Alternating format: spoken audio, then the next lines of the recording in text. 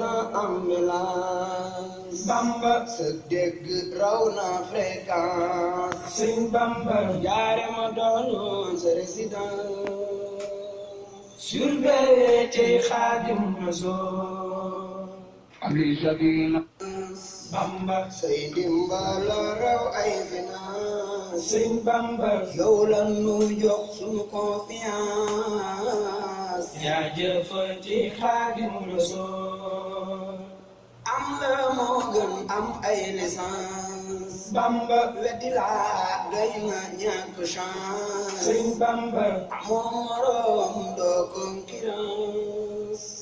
ngërëm Yàllay Xaadim Rasuul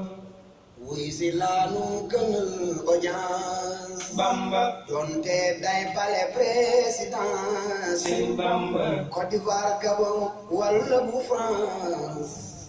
yaa nu gënal Xaadim Rasuul